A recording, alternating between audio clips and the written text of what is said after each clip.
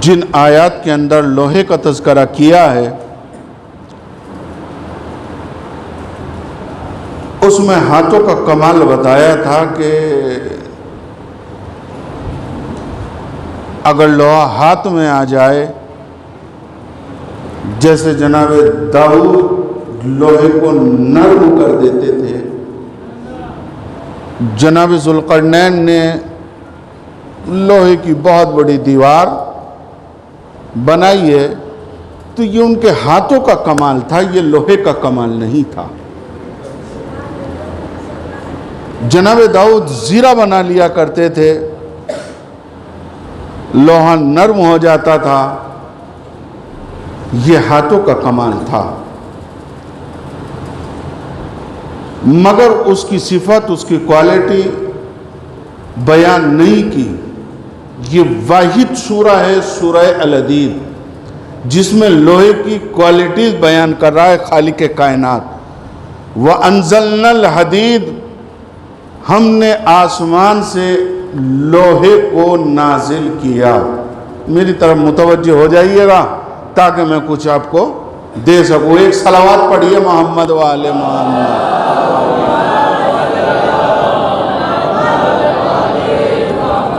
حالانکہ یہ آیت کا درمیانی حصہ ہے، آیت یہاں سے شروع ہوتی ہے، لَقَدْ أَرْسَلْنَا رُسُلَنَا بِالْبَيِّنَاتِ وَأَنزَلْنَا مَعَهُمُ الْكِتَابَ وَالْمِيزَانَ، کہ ہم نے رسولوں کو بھیجا معجزوں کے ساتھ، دلائل کے ساتھ، بینات کے ساتھ، اور ہم نے ان کو میزان بھی عطا کیا اور کتاب بھی عطا کی۔ کیوں عطا کی؟ کہ تاکہ لوگ عدالت پر قائم ہو جائیں۔ اور پھر جب ہم کتاب بھیج چکے، میزان بھیج چکے تاکہ لوگ عدالت پہ قائم ہو جائیں، تو ہمیں ضرورت پڑی کہ ہم ایک لوہے کو بھی نازل کریں۔ پروردگار جب تو نبیوں کو بھیج چکا ہے، رسالتوں کو بھیج چکا ہے، نبوتوں کو بھیج چکا ہے، کتابیں نازل کر چکا ہے، صحیفے نازل کر چکا ہے، تو کیا ضرورت ہے کہ تجھے کوئی آسمان سے لوہے کو بھی نازل کرے؟ جب کتاب آ چکی، میزان آ چکا، سب کچھ آ چکا، نبی آ چکے، تو اب ضرورت تو نہیں ہے کہ کسی لوہے کو نازل کرے۔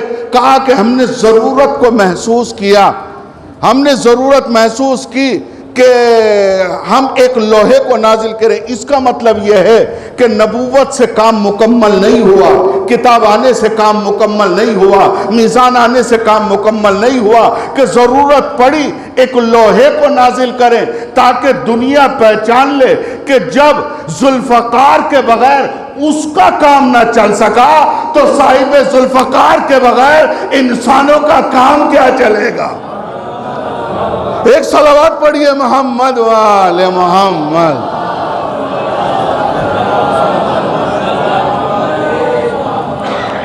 وَأَنزَلْنَا الْحَدِيدَ، ہم نے آسمان سے لوہے کو نازل کیا۔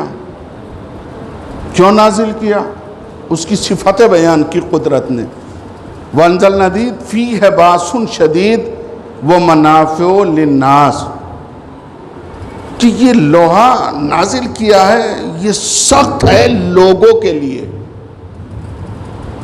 تفسیروں نے لکھا کہ یہ اپنے اندر ایک ہنر لگتا ہے۔ یہ لوہا جو نازل کیا گیا یہ اپنے اندر ایک ہنر رکھتا ہے، لڑنے کا ہنر رکھتا ہے، کہ جس لوہے کو ہم نے نازل کیا تو سرکار خالق نے جو اس لوہے کو نازل کیا، یعنی اس ذوالفقار کو جو نازل کیا، ذوالفقار اگر چلے گی وہ تبھی صاحب عظمت ہے۔ میدان میں آئے گی، کیا وہ صاحب عظمت ہے؟ تبھی صاحب عظمت بنے گی؟ نہیں، وہ نیام کے اندر بھی ہے تب بھی صاحب عظمت ہے، نیام کے باہر ہے تب بھی صاحب عظمت ہے، نیام کے باہر ہے تب بھی صاحب عظمت ہے، نیام کے اندر ہے تب بھی وہ صاحب عظمت ہے، کیونکہ قدرت کہہ رہا ہے کہ ہم نے اس ذوالفقار کو نازل کی۔ اور یہ ذوالفقار پہلے سے لے کر پہلے امام کے پاس بھی ہے، دوسرے کے بھی ہے.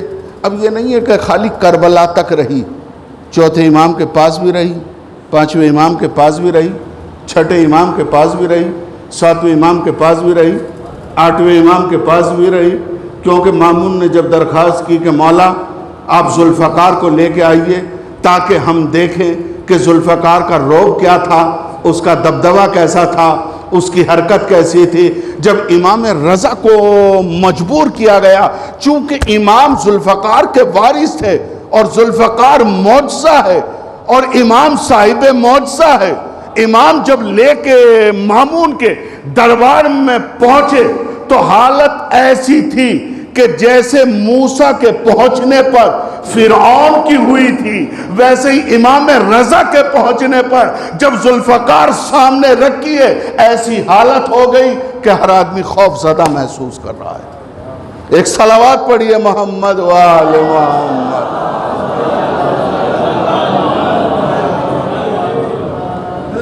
کہ خوف محسوس کر رہا ہے. اس کی عظمتوں کو بتایا، اس کی شان کو بتایا. کہا کہ اس کی شان کیا ہے؟ کہا کہ یہ معجزہ ہے. جناب موسیٰ کا معجزہ کیا تھا؟ عصا تھا. ضرورت پڑتی تھی، جتنے ضرورت پڑتی تھی اتنا استعمال کرتے تھے. جس چیز کی بھی ضرورت پڑتی تھی عصے کے ذریعے سے کرتے تھے. جناب داؤد کا معجزہ کیا تھا؟ لوہے کو موم کر دیتے تھے. لیکن جب تک جناب موسیٰ رہے ان کا معجزہ زندہ رہا.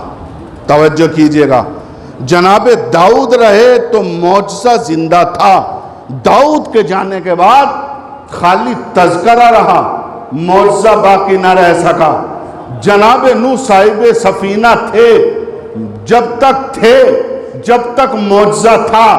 جانے کے بعد اب وہ معجزہ باقی نہیں رہا.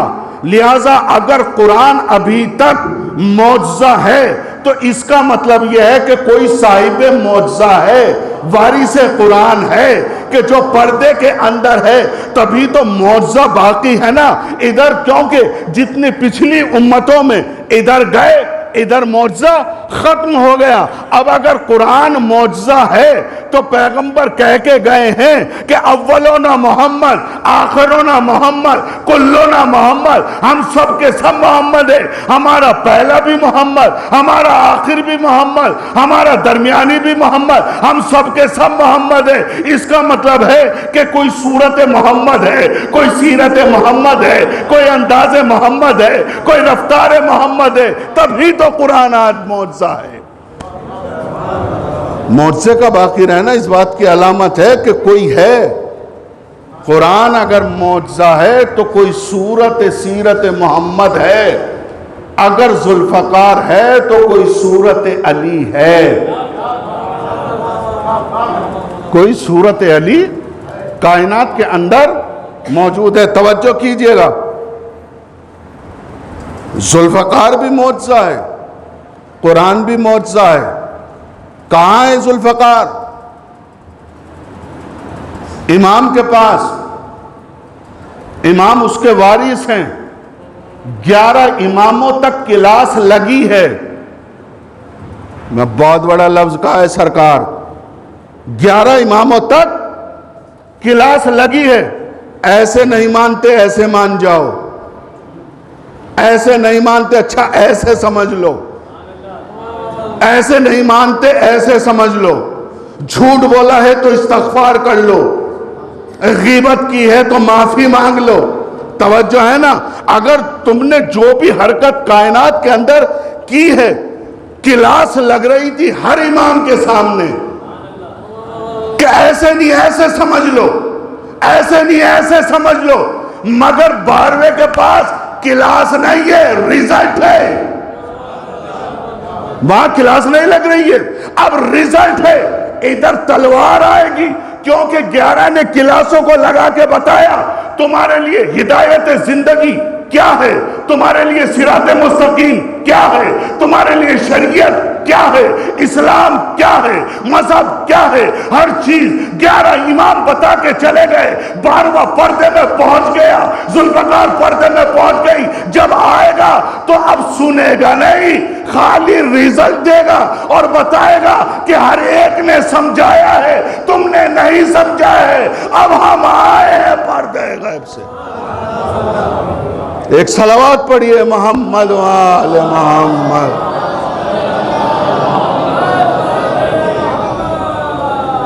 ہم آ رہے ہیں، اس لیے کہ انسان تکبر نہ کرے، انسان فخر نہ کرے۔ سرکار، انسان تکبر نہ کرے، انسان فخر نہ کرے کہ میں نے ایسا عمل کیا، یہ عمل کیا، وہ عمل کیا۔ تمہارے عمل تمہارے پاس وہ خدا انسان کی شہرگ حیات سے زیادہ قریب ہے۔ امام دلوں کے حالات کو جانتا ہے کہ کون کس نیت سے کیا کر رہا ہے۔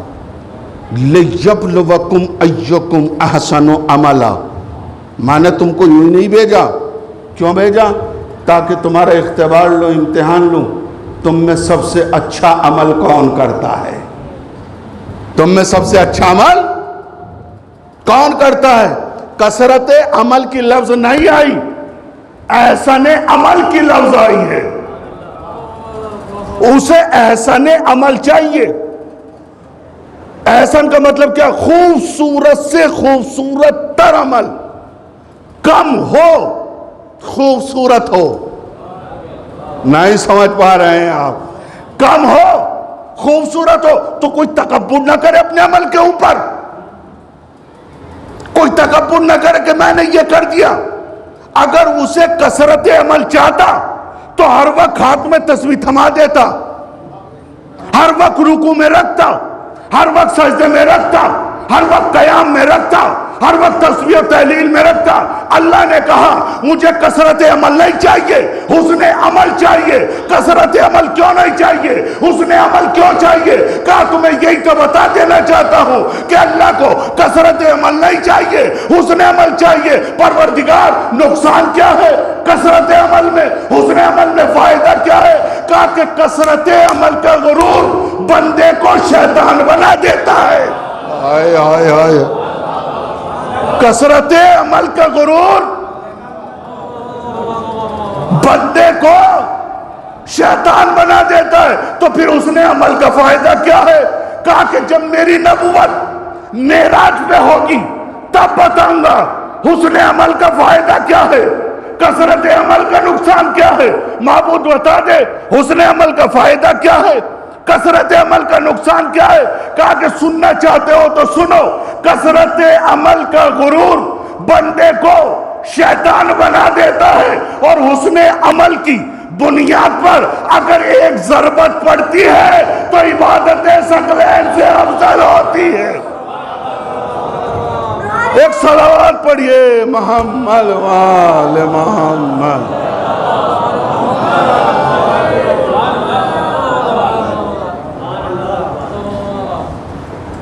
اللہ تم سے حسن عمل چاہتا ہے، چاہ رہا ہے اللہ، تو اس نے کائنات کے اندر قرآن کو بھی معجزہ بنا کر نازل کیا، اور ذوالفقار کو بھی ایک تلوار دی، شاید کل سے تھوڑا سا چینج ہو جائے، سب بدل بھی سکتا ہے، نہیں بھی بدل سکتا، دونوں ہی باتیں ہیں۔ لا سیف اللہ ذوالفقار، ذوالفقار رہی ہے۔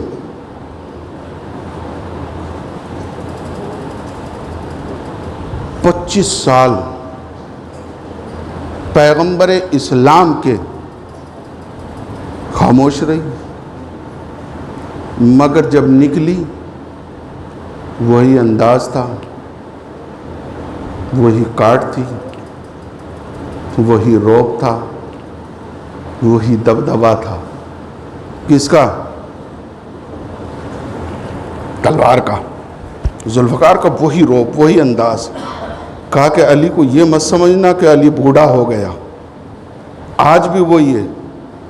اچھا جناب، کھاتوں کا تو کمال اپنی جگہ، مگر لوہے کا خود کا کمال ہے، اس تلوار کا خود کا کمال ہے. جناب موسیٰ کا معجزہ کیا تھا؟ علامہ مجلسی علیہ رحمہ اپنی کتاب بحار الانوار کے اندر لکھتے ہیں کہ جب جناب موسیٰ راستے سے چلے جا رہے تھے، ایک بہت بڑا درخت نظر آیا. درخت کے آخری اونچائی پہ ایک پھل لگا ہوا تھا. حکم پروردگار ہوا کہ موسیٰ اس پھل کو توڑو اور کھاؤ. اب موسیٰ کیسے توڑے؟ سب سے بلندی کے اوپر لگا ہوا ہے. موسیٰ نے وہی عصا، موسیٰ عصا کتنا ہوتا ہے؟ اپنی ہائٹ کی طرح ہوتا ہے، لیکن معجزہ تھا جتنا ضرورت تھی اتنا بڑھتا تھا. توجہ کیجئے گا، جتنی ضرورت تھی اتنا بڑھتا تھا. توڑا عصا سے، عصا پھر اپنی جگہ کے اوپر آ گیا. تو یہ موسیٰ کا عصا تھا کہ جتنی ضرورت ہوتی تھی اتنا آگے بڑھ جاتا تھا، پھر اپنی جگہ کے اوپر آ جاتا تھا. لیکن کمال یہ تھا کہ ملعون علی کے سامنے کھڑا ہوا تھا. علی اس کی 70 نسلوں میں دیکھ رہے تھے. ہائے ہائے ہائے، 70 نسلوں کو کھنگال رہے تھے. نہیں، اس کی نسل میں بھی مومن ہے، چاروں طرف دشمن ہے. علی دیکھ رہے کہ دشمن ہے، قتل نہیں کرتے ہیں. کہا کہ اس کی نسل میں بھی مومن، اس کی نسل میں بھی مومن، اس کی نسل میں بھی مومن. اب مارے تو علی کیسے مارے؟ دور جانے کے بعد ایک شخص ایسا کھڑا ہوا تھا جس کی نسل ابتر تھی. یا تو علی وہاں تک جست لگائے، وہاں تک پہنچے، نالی نے جست لگائی، نالی وہاں تک پہنچے، آواز آئی. ذوالفقار نے کلائیوں کو چوم کے کہا مولا جانے کی ضرورت نہیں، آپ اشارہ کرے. ادھر سے ذوالفقار چلی، ادھر سے چلی، ادھر قتل کر کے آئی. لوگوں نے دیکھا کہ آدمی قتل ہو گیا. علی اپنی جگہ کے اوپر کھڑے ہوئے ہیں. مارا کس نے؟ قتل کس نے کیا؟ میں نے آیت ایسے ہی توڑائی پڑھی ہے، لَقَدْ أَرْسَلْنَا رُسُلَنَا بِالْبَيِّنَاتِ وَأَنزَلْنَا مَعَهُمُ الْكِتَابَ وَالْمِيزَانَ. میزان کیا ہے؟ یہ ترازو کیا ہے؟ عدالت کا ٹریڈ مارک ہے. لہٰذا لوگوں نے کہا کہ مارا کس نے؟ کہا کہ کسی دشمن نے کہا. کہا کہ اگر تمہیں نہیں پتا کہ مارا کس نے تو ایک ترازو لے آؤ، اگر برابر سے نکلے. ہائے ہائے ہائے، ایک صلوات پڑھیے محمد وآل محمد.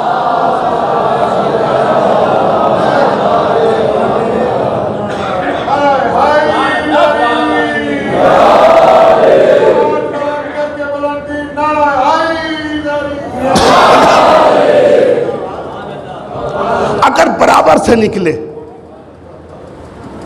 باہر کا مائک نہیں چل رہا ہے، ہمارے پاس کھڑا ہوا ہے.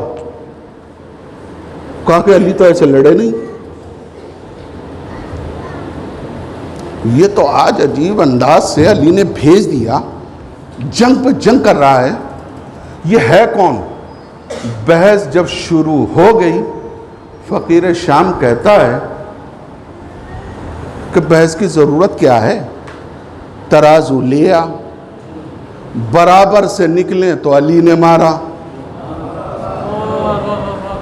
ارے جس کی دشمن تعریف کرے، جس کے کردار کا لوہا دشمن مانے، علی کا کمال تھا بھائی.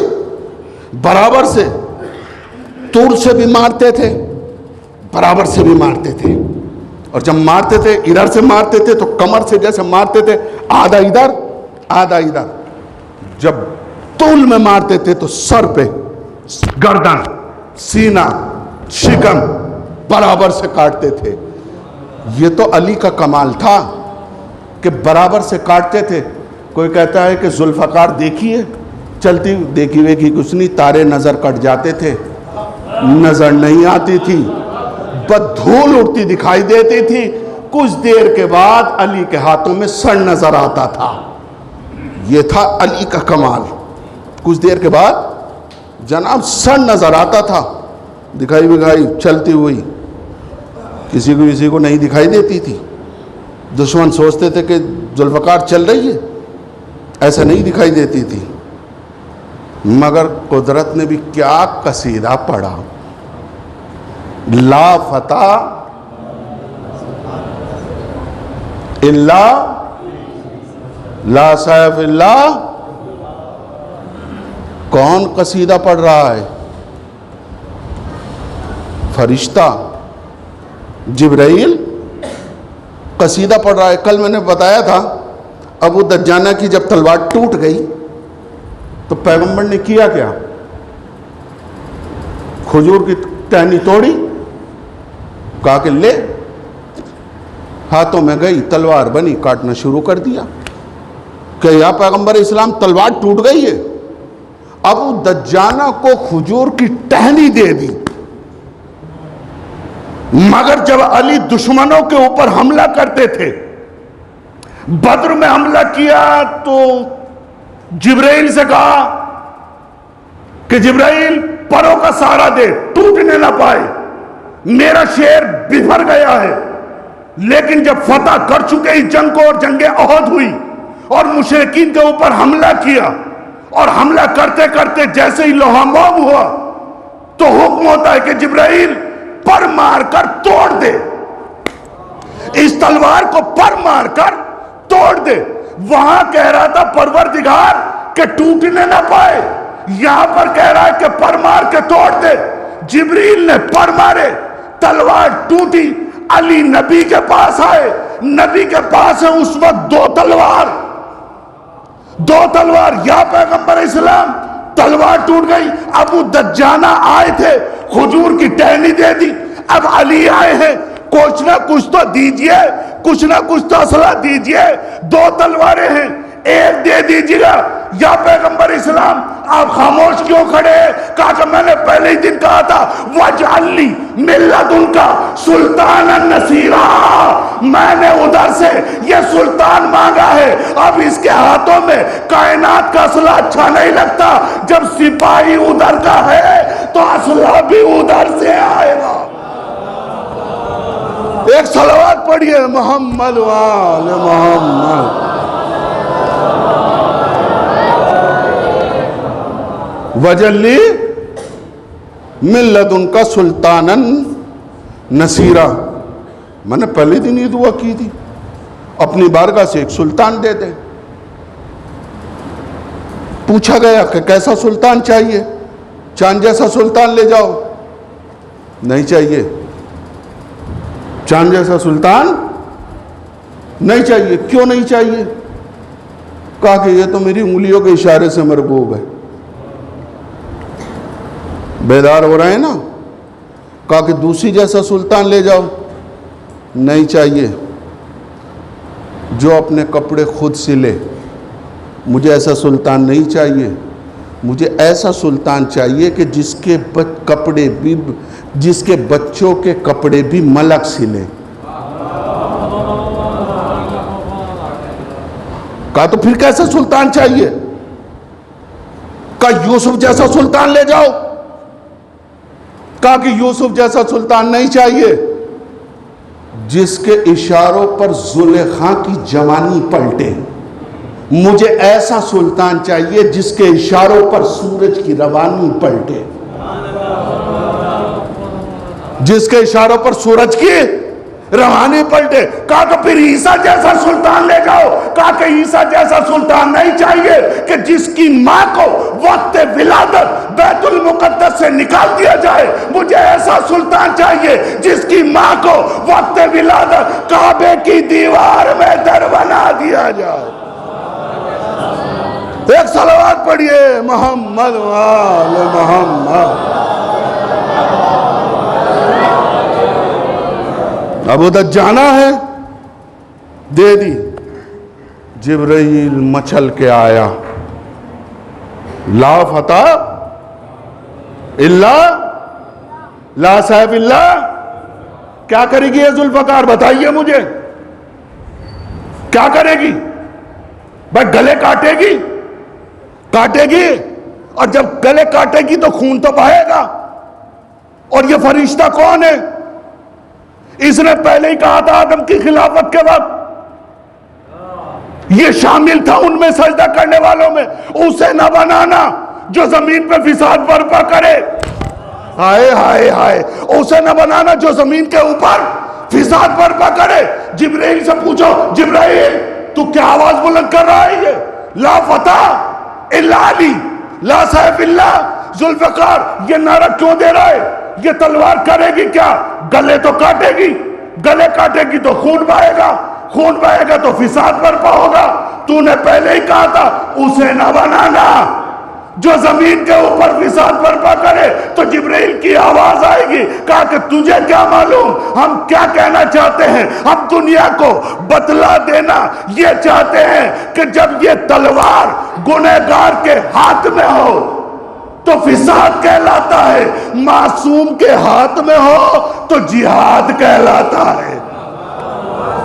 معصوم کے ہاتھ میں ہو تو یہ جہاد کہلاتا ہے۔ ایک صلوات پڑھیے محمد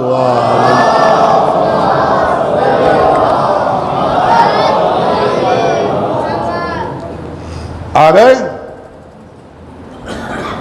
جب یہ آئی مولا کے دست مبارک میں، دست مبارک میں آنا تھا، کہا کہاں سے آئی؟ کہا کہ آپ کی کنیز ہوں، جنت ماوا سے آئی ہوں۔ مولا نے کہا یہ تو ہم کو معلوم ہے، ہماری کنیز جنت سے ہی آتی ہے۔ نئی جملہ بیداری سے سن لے کیجئے گا کہ ہماری کنیزیں جنت سے آتی ہے۔ اور بتا کہ امام وقت مجھے زہرا کی عزت کی قسم،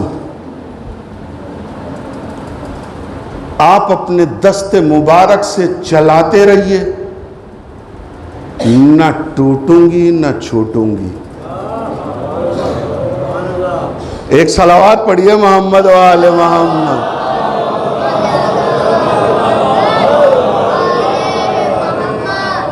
مشرکین کے اوپر حملہ آور، مشرکین نے چاروں طرف سے گھیرا ہوا ہے، چاروں طرف سے۔ اب جب چاروں طرف سے گھیرا ہوا ہے، مولا کی تلوار جو چلتی تھی تو وہ تو نسلوں کو دیکھ کر چلتی تھی، سارے کے سارے دشمن ہوں، انسان کرے گا تو کیا کرے گا؟ جب ذوالفقار ہاتھ میں آئی تو قسم خدا کی انداز کیا تھا، جس گھوڑے کے اوپر مولا بیٹھے ہوئے تھے گھوڑے کو پچھلے پیروں سے کھڑا کیا ایکسس، اور کرنے کے بعد جیسے کھڑے تھے مولا نے تلوار کو ایسے رکھا اور جیسے گھوڑے کو گھماتا شروع کیا ہے چاروں طرف کو، یہ تھا کہ سر اڑ رہے تھے، الحفیظ الحفیظ کی صدائیں بلند ہو رہی تھی، الحفیظ الحفیظ کی میدان کے اندر صدائیں بلند ہو رہی تھی۔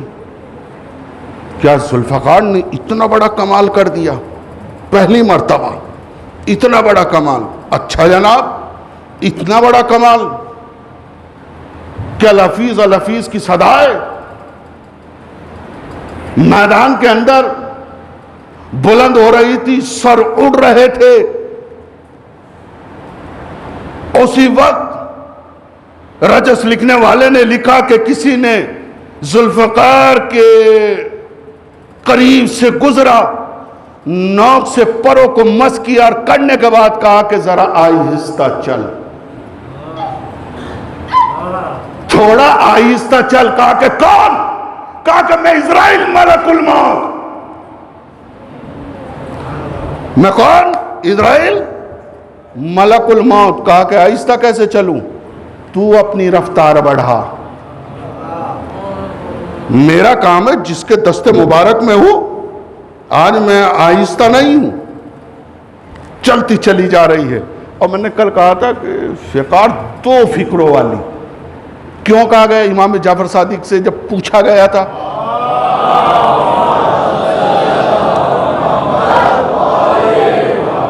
کس کو؟ ذوالفقار کو۔ ذوالفقار کیوں کہتے ہیں؟ کہا کہ اس لیے کہتے ہیں کہ ایک تو انسان زندگی سے جدا ہو جاتا تھا، زندگی سے ختم ہو جاتا تھا، اور دوسرا جنت اس کو نصیب ہونے والی نہیں، کیونکہ علی کے مقابلے پہ آیا ہے نا، زندگی سے بھی گیا، آخرت سے بھی گیا۔ لہذا کہ جب علی تلوار چلا رہے تھے تو اس وقت ملک الموت کہتا ہے کہ آہستہ، کہا کہ اپنی رفتار بڑھا، اپنی رفتار بڑھا، کہا کہ تیرا کام تو فقط اتنا ہے کہ تو سر کو قلم کر رہی ہے، سر کو کاٹ رہی ہے، تیرا کام فقط اتنا ہے کہ سر کو کاٹ دینا۔ ملک الموت کہتا ہے میرا کام یہ تھوڑا ہی ہے کہ خالی سر کو کاٹ دینا، روح کو قبض کر لینا، نہیں، پہلے تو میں اس کا نام لکھتا ہوں، بعد میں روح کو قبض کرتا ہوں، اور پھر پوری دنیا کے اندر اس کی ولدیت تلاش کرنی پڑتی ہے۔ آئے آئے آئے، نہیں سمجھ پائے آپ؟ بھائی میرا کام ایک تو رہی ہے، ذوالفقار تیرا کام تو اتنا ہے کہ تو آئی، سر کو قلم کیا، میرا کام یہاں تمام نہیں ہوتا، میں موت کا سرٹیفکیٹ ایسے نہیں دے سکتا، پہلے اس کا نام لکھتا ہوں، پھر اس کی روح قبض کرتا ہوں، پوری دنیا کے اندر پھر اس کی ولدیت تلاش کرنی پڑتی ہے۔ کہا کہ کیا مطلب؟ کس لیے کہ علی کے مقابلے پہ آیا ہے تو ولدیت تو مشکوک ہے، چاہے وہ مذکر ہو یا مؤنث ہو۔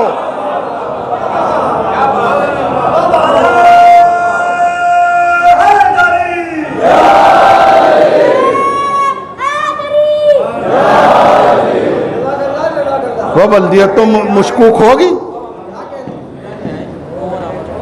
چاہے مذکر جو بھی علی کے مقابلے پہ آئے، مذکر ہو یا مؤنث ہو۔ اب میں آگے کا جملہ کہتا نہیں ہوں، آپ خود سمجھدار ہیں، ایک صلوات پڑھیے محمد وآل محمد۔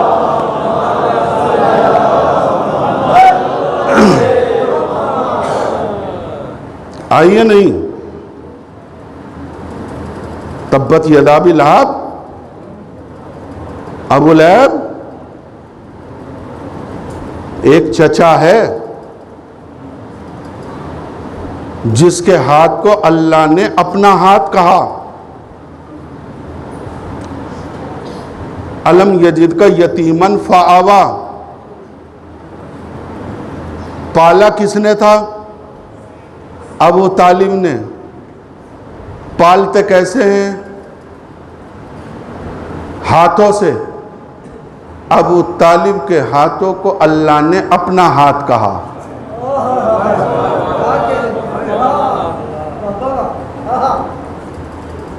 ایک چچا ہے ابو طالب جس کے ہاتھوں کو اللہ، دوسرا چچا کون ہے؟ تبت یدا ابی لہب، ابو لہب تیرے ہاتھ ٹوٹ جائیں، چچا وہ بھی ہیں، چچا یہ بھی ہے۔ ایک کے ہاتھ کو اپنا ہاتھ کہا، ایک کے ہاتھ کو توڑا۔ پروردگار ایک کے ہاتھ کو توڑا کیوں ہے؟ ایک کے ہاتھ کو اپنا ہاتھ کیوں کہا ہے؟ ایک سے سببی، اس سے تو نسبتی رشتہ ہے۔ کہا کہ سببی رشتہ وہ ہوتا ہے کہ جو انکہتوں اور طلقتوں پہ ٹوٹ جاتا ہے، مگر نسبتی رشتہ وہ ہوتا ہے خون کا رشتہ، وہ ٹوٹتا نہیں ہے۔ اللہ نے سببی رشتے کا تذکرہ نہیں کیا، خون کے رشتے کا تذکرہ کیا۔ تبت یدا ابی لہب، ابو لہب تیرے ہاتھ ٹوٹ جائے۔ پھر آگے کیا کہتا ہے؟ وامرأتہ، اور تیری بیوی کے بھی۔ پروردگار یہ بیوی کا نام کیوں لیا؟ مرد کے توڑ دیے تھے، عورت کے کیوں توڑے؟ کہا کہ اگر معصوم کے مقابلے پر مرد آئے گا وہ بھی نہیں بخشا جائے گا، عورت آئے گی وہ بھی نہیں بخشی جائے گی۔ ایک صلوات پڑھیے محمد وآل محمد۔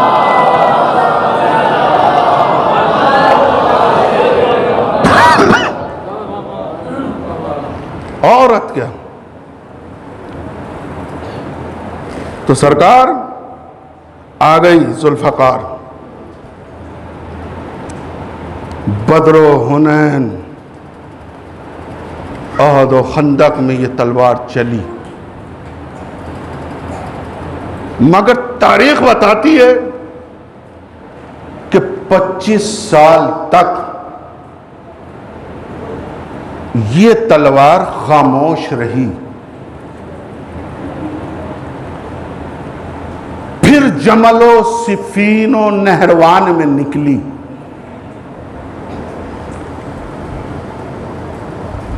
جمل و صفین و نہروان کے بعد، علی کے بعد یہ تلوار پھر خاموش رہی. امام حسن کے پاس آئی.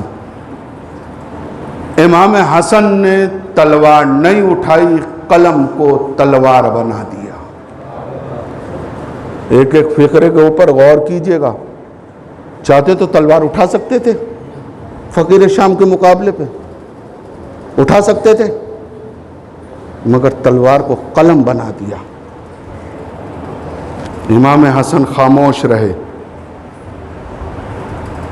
پھر یہ تلوار 61 ہجری میں کربلا میں نکلی. جذبات کے اوپر قابو رکھیے گا تھوڑا سا. نکلی.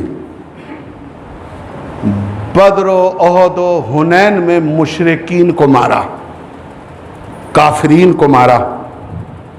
جمل و صفین میں، کربلا میں منافقین کو مارا.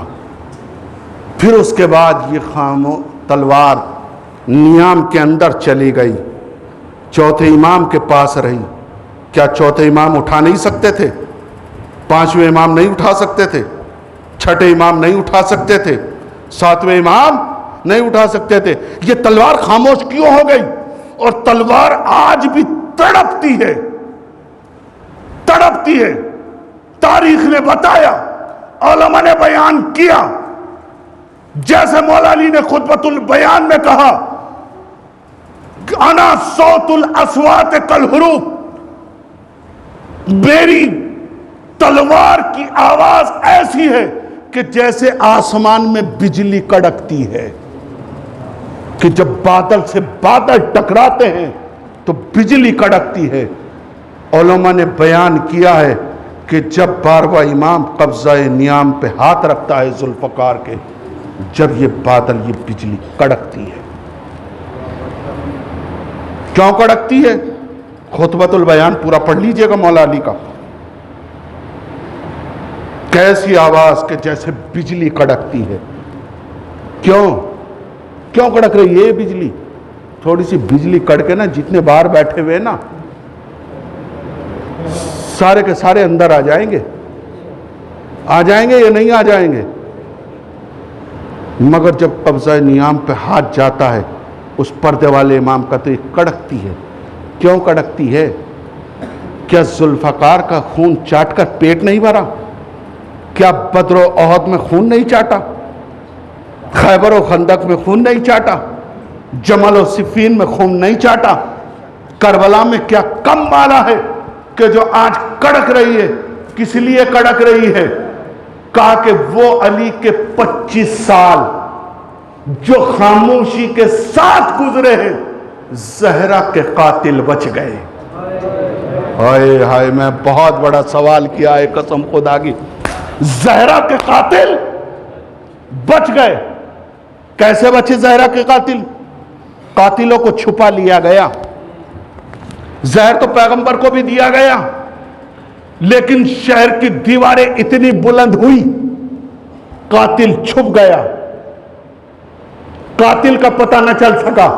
آج جو ہم یہاں پر بیٹھے ہیں، کیا امام حسین کربلا مدینے میں نہیں بنا سکتے تھے؟ یہ بتائیے. آج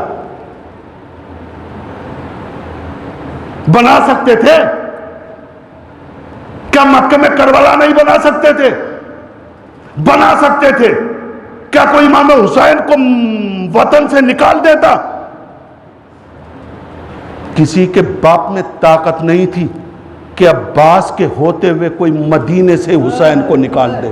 میں بہت بڑا اپنے جذبات کے اوپر تھوڑا سا قابو رکھیے گا، بس مصائب کی طرف آؤں گا.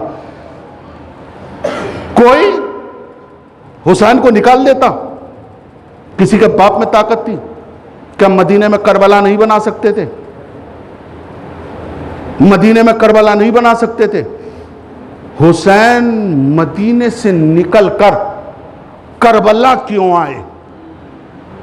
یزید لایا نہیں، حسین کربلا میں یزید کو لے کے آئے۔ کیا سن رہے ہیں آپ؟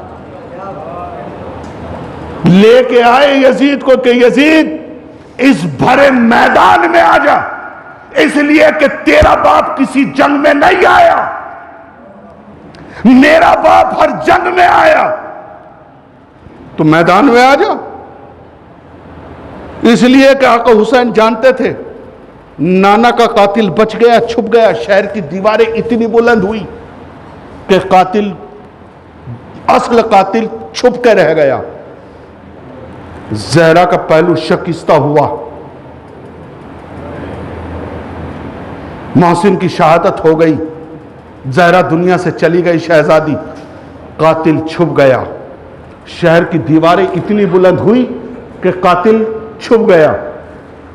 مولا علی کے ضربت پڑی، سامنے سے ابن بلجیب تو پکڑا گیا، مگر اصل قاتل چھپ کے رہ گیا۔ لوگوں کے سامنے بڑی بیداری کے ساتھ سنیے گا، اگر قسم خدا کی مجھے دکھ ہوگا اگر یہ جملہ میرا نہ سمجھ سکے آپ، کہ علی کا قاتل چھپ کے رہ گیا، اصل قاتل سمجھ میں نہ آ سکا، امام حسن کو زہر دیا گیا، اصل قاتل چھپ کے رہ گیا، شہر کی دیواریں اتنی بلند ہوئی، اصل قاتل چھپ کے رہ گیا۔ امام نے کہا کہ سب کے قاتل چھپ گئے، اب ایسا نہ ہو کہ میرا قاتل بھی چھپ جائے۔ امام کربلا کے میدان میں آ گئے، دنیا کو بتایا کہ دیکھو کہ اصل قاتل کون ہے، زہرا کا قاتل کون ہے، علی کا قاتل کون ہے، حسن کا قاتل کون ہے۔ حسین نے کربلا میں آ کر سب کو بے نقاب کر دیا۔ اب ایسا نہیں ہے کہ امام مصلحت کو جانتے نہ تھے، امام مصلحت کو جانتے تھے کہ لوگ آئیں گے، لوگ آنے کے بعد میرے روزے پہ آئیں گے۔ اور امام نے کیا کہا تھا کہ جب کوئی میرا مہمان آئے، میرا زائر آئے، اسے 3 دن مہمان رکھنا، 3 دن مہمان رکھنا۔ اکبر کو یاد کیا، قاسم کو یاد کیا، آنا محمد کو یاد کیا، کس کو یاد کیا امام نے؟ چاہنے والوں کو یاد کیا کہ جب کوئی میرا چاہنے والا آئے۔ مصائب سننے کا نام نہیں ہے، میں نے کل بھی کہا تھا کہ ایک احساس کا نام ہے۔ یہ ایام اعذار رونے کے دن ہیں، آنسو بہانے کے دن ہیں، سیدہ کو اس کے لال کا پرسہ دینے کے دن ہے۔ یہ دن کم نہیں ہے کہ نبی کا نواسہ نرغہ عادہ میں گھرا ہوا ہے۔ حسین کتنی محبت تھی زہرا کو، سنیں گے آپ بچپن کا واقعہ۔ جب زہرا دنیا سے جانے لگی تو وصیت کر کے گئی تھی، میرے حسین کو پیاس بہت لگتی ہے،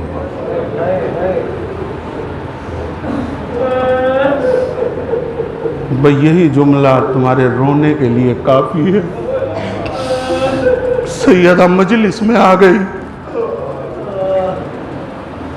لیکن جب قبر سیدہ پر بچے زیارت کے لیے گئے ہیں، امام لے کے گئے ہیں، قبر سیدہ سے آواز آ رہی تھی، علی میرا حسین کروٹیں بدل رہا ہے، گھر پہ میرا حسین پیاسا ہے، حسین کا بچپنا ہے، میرا حسین پیاسا ہے۔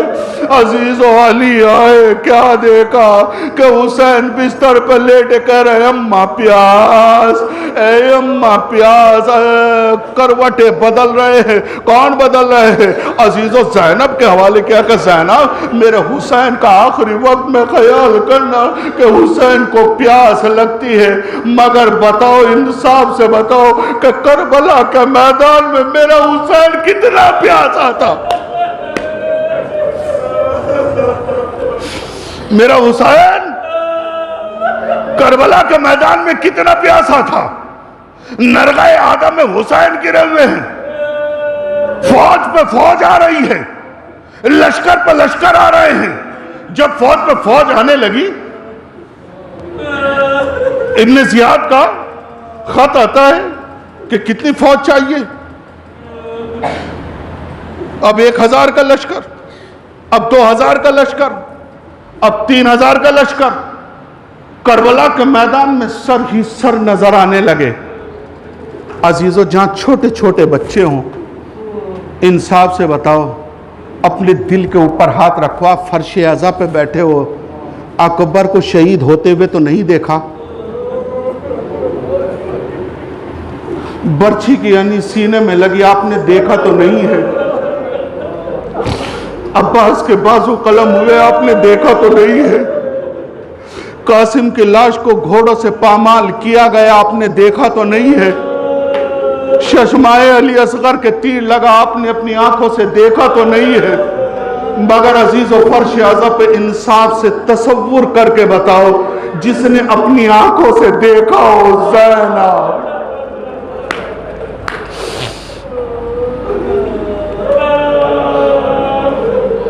کیسے برداشت کیا ہوگا زینب نے؟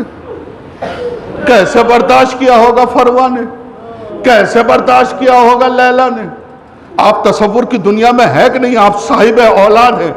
بھائی اتنا بتاؤ کہ اگر کہیں کوئی نرغہ آدم میں گھر جائے اور لشکروں کو دیکھے اور بچہ گھبرانے لگے تو آپ کیا جواب دیں گے؟ وہ مستورات، وہ چاہنے والی بہن سینے پہ ہاتھ رکھ کے کہتی، بھیا کیا آپ کا کوئی چاہنے والا نہیں ہے؟ بہت روئیں گے، قسم خدا کی پرسہ دینا کہ آپ کا کوئی چاہنے والا نہیں ہے. کیا آپ کا کوئی چاہنے والا نہیں ہے؟ حسین نے ایک خط لکھا، رجل الفقی حبیب ابن مظاہر. اے حبیب ابن مظاہر، میں درگاہ آدم میں گر گیا ہوں، اہل حرم میری ساتھ میں، چھوٹے چھوٹے بچے ساتھ میں. قاصد چلا گیا، اور جب قاصد گیا ہے، کوفے کی ناکہ بندی ہو چکی تھی، کوئی شہر کے اندر داخل نہیں ہوتا تھا. قاصد پوچھے تو روایت بتاتی ہے، قاصد پوچھے تو کس سے پوچھے، کس سے دریافت کرے؟ مگر ایک روایت بتاتی ہے کہ ایک انسان نے دیکھا کہ کوئی ہے، ایسا لگتا ہے کہ یہ حسین کا چاہنے والا ہے. اشارہ کر کے بلایا، قریب گیا کہ تم کون ہو؟ کہا کہ میں نہیں بتا سکتا. کہا کہ اگر میرے آقا کا چاہنے والا ہے تو مجھے بتا دے. کہا کہ میں رجل الفقی کے پاس حبیب ابن مظاہر. کہا کہ فلاں دروازے میں آ جانا، فلاں وقت پہ آ جانا. ناکہ بندی ہو رہی تھی، حبیب اپنے گھر کے کھانا کھا رہے تھے. عزیزو، کھانا کھاتے میں جیسے ہی دق الباب ہوا، حسین کا خط پڑا کہ حبیب میں نرغہ آدم میں گر گیا. میرے بچپن کے دوست حبیب ابن مظاہر، اے میرے بچپن کے دوست حبیب ابن مظاہر، میں نرغہ آدم میں گر گیا. علی و فاطمہ کی بیٹی زینب ام کلثوم میرے ساتھ ہے، بیویاں ساتھ ہے، چھوٹے بچے ساتھ ہیں. اگر ہو سکے نصرت کرنی ہو تو عصر عاشور سے پہلے کربلا میں پہنچ جاؤ. عزیزو، خط کو پڑھ رہا تھا، بیوی نے پوچھا کہ کس کا خط ہے؟ کہا کہ میرے دوست، میرے آقا حسین کا خط ہے. کہا کہ لکھا کیا ہے؟ کہا کہ حسین نے لکھا ہے کہ میں نرغہ آدم میں گر گیا ہوں. کہا تو پھر کیا خیال ہے؟ امتحان لیا کہ تمہارا خیال آتا ہے. بیوی نے کہا لو چوڑیاں پہن لو، حسین کی نصرت کے لیے میں جاتی ہوں. حبیب نے کہا میں تو تمہارا امتحان لے رہا تھا. عزیزو، غلام سے کہا فلاں مقام کے اوپر گھوڑے کو لے کے جا. عزیزو، 2 گھوڑوں کو لے کے جا کر کھڑا ہوا، اور کھڑا ہوا تھا، غلام کھڑا رہا، حبیب نہ آیا. غلام کھڑا رہا، حبیب نہ آیا. کچھ دیر کے بعد یہ غلام کہتا ہے کہ عزم وفادار، اگر میرا آقا نہ آیا میں سوار ہو کر فاطمہ کے لال کی نصرت کے لیے جاؤں گا. فاطمہ کی نصرت کے لیے جاؤں گا، لال کے لیے جاؤں گا. عزیزو، کچھ دیر کے بعد حبیب آئے. حبیب نے کہا کہ غلام، جب میں نے تجھے آزاد کیا، اب جملہ دلوں کے اوپر اترنے والا ہے، دلوں کو سنبھالیے گا. فرش عزا پر بیٹھنے والا ہے کہ آقا زندگی بھر آپ کی غلامی کرتا رہا اور جب جنت میں جانے کا وقت آیا آپ مجھے آزاد کر رہے ہیں، آقا میں بھی حسین کی نصرت کے لیے جاؤں گا، میں کہوں گا آقا آپ کی نصرت کے لیے غلام تیار ہے۔ حبیب کربلا کے میدان میں پہنچے، آواز دی عباس علی اکبر میرا بچپن کا دوست حبیب ابن مظاہر آ رہا ہے۔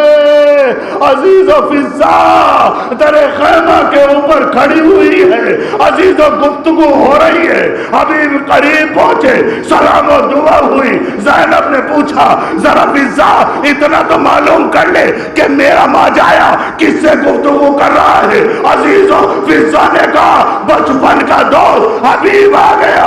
ایک مرتبہ زینب نے کہا فضا حبیب سے میرا سلام کہہ دے، بس سلام کا کہنا تھا۔ حبیب نے سر و سینے کو پیٹا، آئے غلاموں کو شہزادی سلام کہہ رہی ہے۔ آج آل اطہار کے اوپر ایسا وقت آ گیا، حسین کے بچے اللہ لعنت اللہ علی قوم